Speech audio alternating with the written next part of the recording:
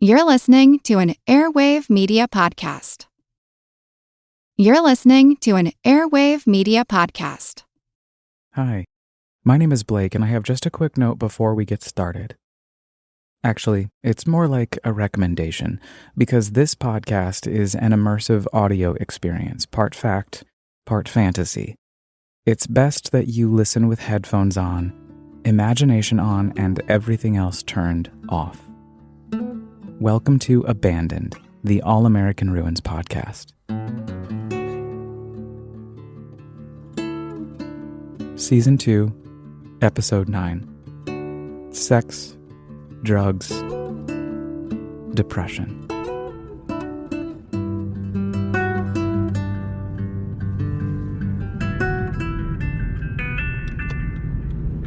I flip a hard U-turn on Langford Highway and speed back, south, about a quarter mile where I peel into the back lot of Central Middle High School. The good news is that I saw it and immediately let Jesus take the wheel. The bad news is I'm now going to be late for my Airbnb reservation in Philadelphia. Oh well.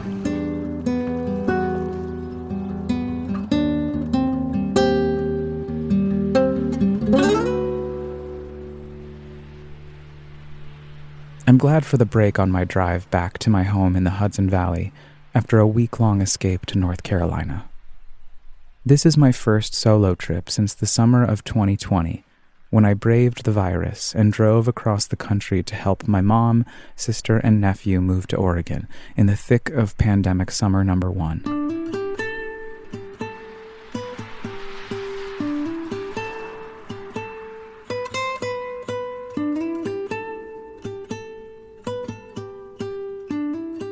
On that trip, I was so afraid of the virus that I bought 6 pillows and 6 sets of sheets to make my own bed at each overnight pit stop along the way, only to discard each set of sheets and a pillow the following morning.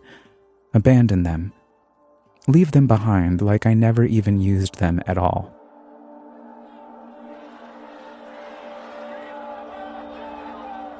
On that trip, I stayed the night in Louisville, 3 months after Breonna Taylor was murdered by police, and on that trip I saw America for the first time and realized that it's not really 50 states. It's more like 50 countries, and in each of those countries there's like 100 different states.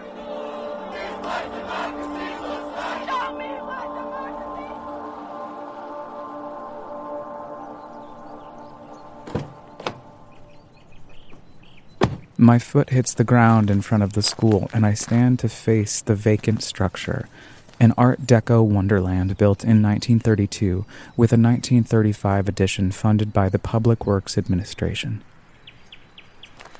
Being a part of FDR's historic Depression-era legislation landed the building on the National Register of Historic Places in 2010, 5 years after its abandonment. We cannot always build the future for our youth, but we can build our youth for the future. By looking at it, however, no one would know Central Middle High School is on the National Register of Historic Places. It looks unsalvageable. I notice a large field behind me, and even further in the distance, a farmhouse. I am near the eastern shore of Virginia, a 70-mile chunk of the Delmarva Peninsula that disconnects these shores from the rest of the state via the Chesapeake Bay.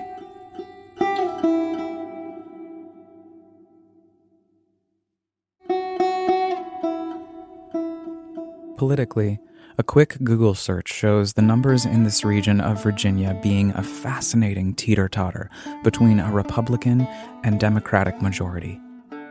An even closer look shows an increase in votes for Democratic presidential candidate Joe Biden in 2020 at 11,245 votes, against DJT's 12,127 votes, versus the number of votes Hillary Clinton received in 2016, 9,995, to DJT's 11,269.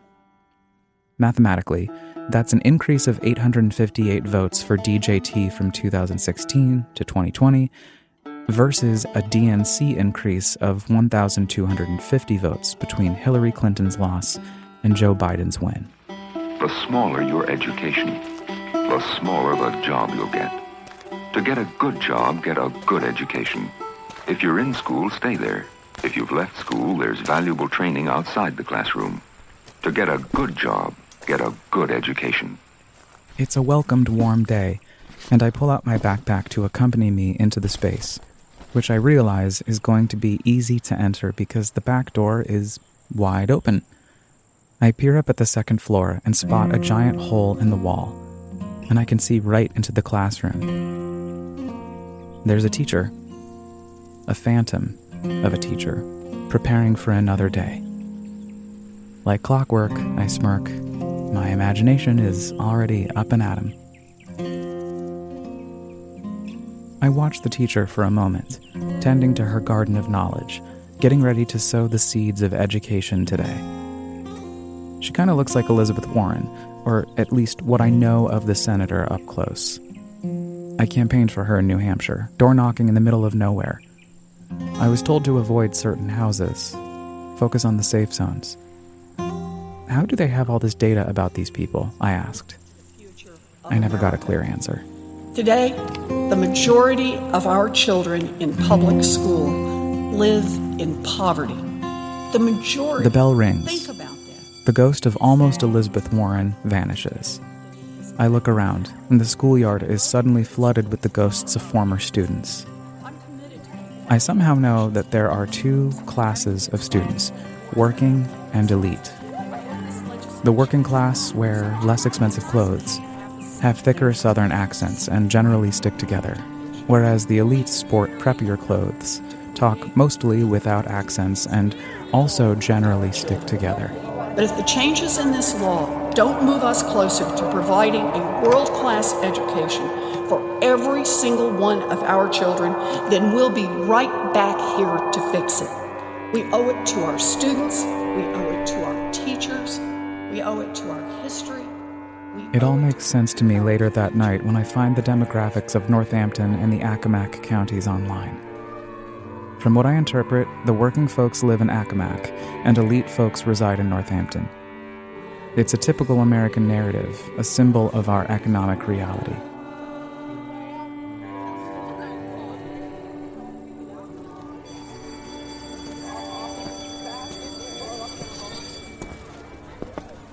I enter the main building to a lengthy corridor boasting rooms on either side, stretching down hundreds of feet. Kids file into classrooms, and I'm left alone to walk down the Cruncham Hall-esque hallway, admiring the architecture inside as much as I do outside. I am reminded of my own high school experience, a daily odyssey into a vat of boiling, horny teenagers where I looked far and wide for anywhere to feel safe.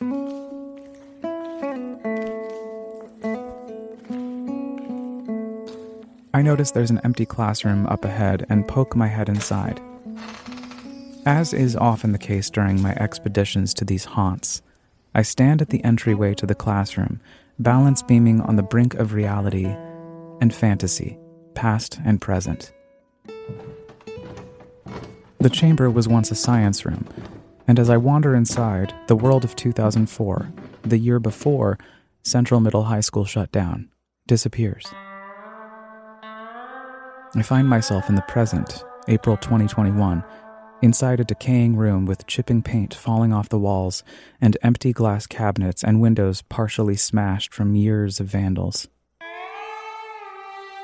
I ponder the right's slow marketing campaign against the pursuit of knowledge, a strategic effort to tarnish education and ensure that their followers feel empowered, in the name of their fundamentalist nationalistic religion, to storm PTA meetings and ban teachers from teaching accurate American history, to flood town halls in an attempt to ban all kinds of literature from public libraries, to hold rallies in an outcry to dismantle the public access of knowledge, a Scopes Monkey Trial 2.0. It's so breathtakingly obvious that they know how dangerous information can be to their cause. I open one of the glass cabinets and run my finger along the bottom shelf, collecting dust.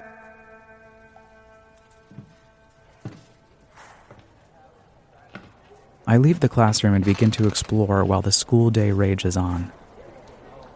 I wander into an auditorium where I discover a gorgeous stage, red carpet down the center of a sweeping room.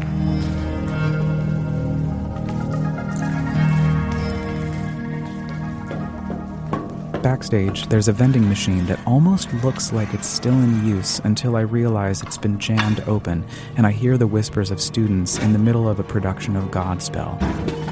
It was the only musical the drama department could get approved by the school board or could afford to produce with a dwindling arts budget, a student whispers. When ghostly applause erupts from the audience, I step on stage and join the cast in the finale, a reprise of Prepare Ye the Way of the Lord. Students and staff and administration and conservative parents leap to their feet. I bow and exit the theater to the hallway where I head up to the second floor. Every step I take, the fantasy disappears around me until I find myself in the classroom with the giant hole in the wall overlooking the pasture out back.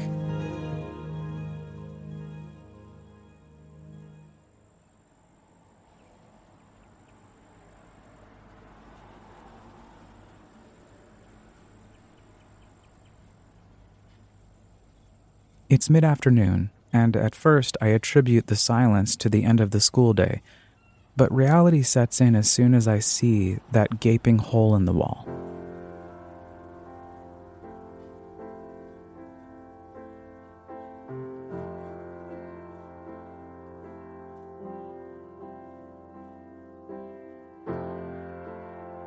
I wonder what happened when they shut the school down. Where did students relocate for classes? Have I entered an education desert which, much like a food desert, bars basic access to public necessity?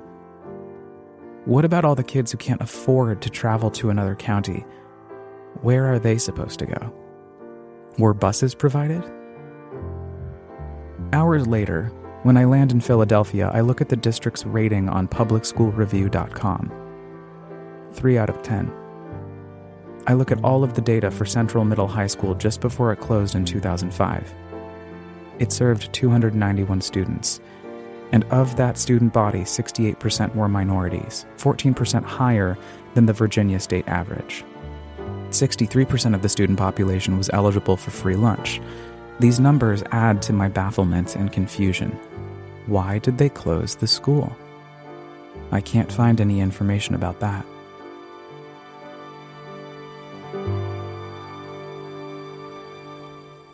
As I step into the second floor classroom, my hand presses against the chalkboard, and I can feel the sorrow in the painter community at the closure of a bona fide community hub. It just sits here, wasting away. I'm confused about its appearance on the National Historic Register. How is it legal that this Art Deco messiah fell into such a state of disrepair? In a flash, my thoughts vanish as I reach the hole in the wall where the floor underneath me suddenly gives way, and I plummet fast and barely catch myself on support boards holding up what's left of the hole I just created in the floor. I dangle there, startled, my hands propping me up, my feet hanging over what I later discover is a bathroom below. My breath is caught in my chest from the panic in my body as though I had the wind knocked out of me, and after a moment suspended between two floors by nothing but limited arm strength, I hoist myself out of the death hole covered in soot and mud and quickly leave the second floor. This is the day when I create a new rule for my All-American Ruins adventures. No more second stories unless at least one other person is there. It's the first time anything like this has happened, and shaken, I quickly exit the building before getting to see the rest of it. As I round to the back lot, I notice my shoes and shirt are completely ruined, soaked in a murky black substance that I choose not to think about. Just as I'm about to remove my shoes and shirt, I turn up at the hole in the side of the building and realize that I missed a somber message painted underneath it. Sex, drugs, depression.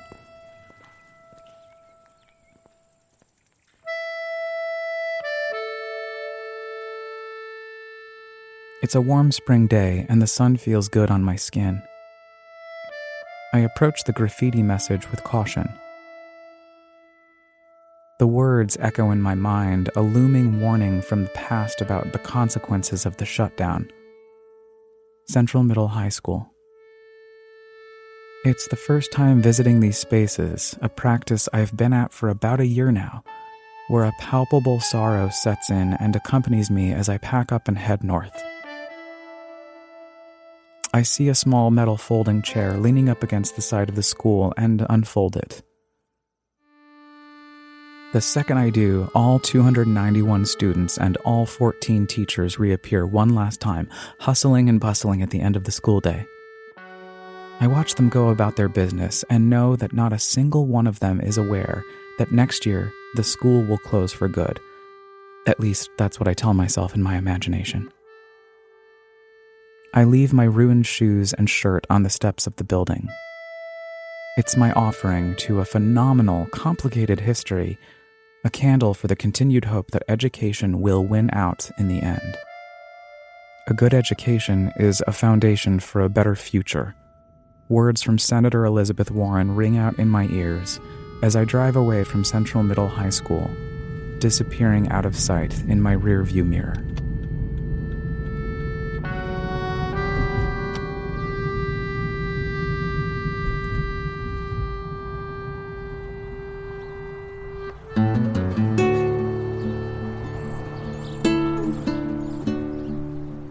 If you're just tuning in for the first time, then welcome to the second season of Abandoned, the All-American Ruins podcast. Join me every other week as I take you on an immersive sonic journey, recounting my expeditions of abandoned spaces across the United States, which I transform into fantastical audio experiences that allow you, dear listener, to dive into my imagination with me, or maybe inspire you to go out and use your own. Next time, a chance encounter with a vagabond named Steez at an abandoned market and rest stop in the mountains of Central Oregon. If you don't want to miss it, please subscribe on Apple Podcasts, Spotify, or wherever you get your podcasts. And if you really like what you hear, would you feel comfy subscribing, rating, and reviewing the show? It's very helpful. Or you can just tell your friends about it. Also, if you like to read or enjoy amateur photography, just know that each episode this season is adapted from the original All-American Ruins blog, where you can catch up on more of my adventures. Just visit allamericanruins.com or follow me on Instagram at allamericanruins. Abandoned, the All-American Ruins podcast is hosted, written, edited, and produced by me, Blake File, with studio space courtesy of Radio Kingston, WKNY, AM 1490, FM 1079 in Kingston, New York. Special thanks to Ida Hakala, Jimmy Buff, and Manuel Blas for the resources and encouragement, Carrie Donahue and the faculty and staff of SUNY Stony Brook's Audio Podcast Fellowship, and to you, the listener, for taking time to explore these abandoned spaces with me.